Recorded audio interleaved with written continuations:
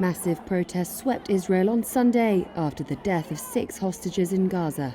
Protesters are increasingly frustrated over the failure of Israel's leadership to secure a ceasefire deal that would free captives in Gaza, who have now been held for nearly 11 months. Israeli media estimated up to 500,000 people demonstrated across Jerusalem, Tel Aviv and other cities, demanding that Prime Minister Benjamin Netanyahu do more to bring home the remaining 101 hostages, about a third of whom Israeli officials estimate have died. Edith Tepperson blames Netanyahu for what has unfolded. I think we have a criminal government who lets the hostages be murdered only for the sake of the coalition. And we have a Prime Minister who doesn't think of the good of a country, but only of his own good.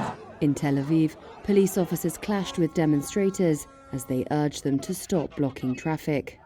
In Jerusalem, protesters blocked streets and demonstrated outside of Netanyahu's house.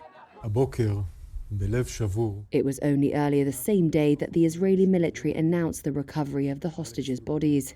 They say the bodies were found in a tunnel in the southern Gaza city of Rafah, as the Israeli Health Ministry confirmed they were murdered by Hamas terrorists in a number of shots at close range. By the end of Sunday, Labour leaders called for a one-day general strike on Monday.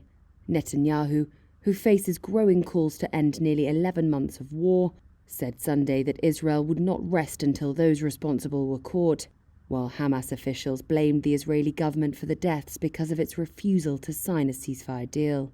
Families of the deceased hostages criticized the government for delays in negotiations, while US President Joe Biden expressed his anger and vowed accountability for Hamas. Negotiations mediated by the US, Qatar and Egypt have not yet succeeded despite ongoing efforts. Meanwhile, Israel and Hamas agreed to pause fighting in areas of Gaza while a polio vaccination campaign begins after a baby last month was partially paralyzed by the virus, the first case in the territory in 25 years.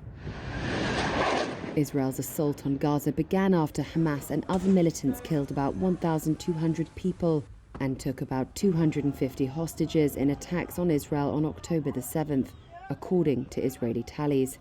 Since then, Israel's offensive has leveled much of the enclave of 2.3 million people, and the Gaza Health Ministry says at least 40,000 Palestinians have been killed.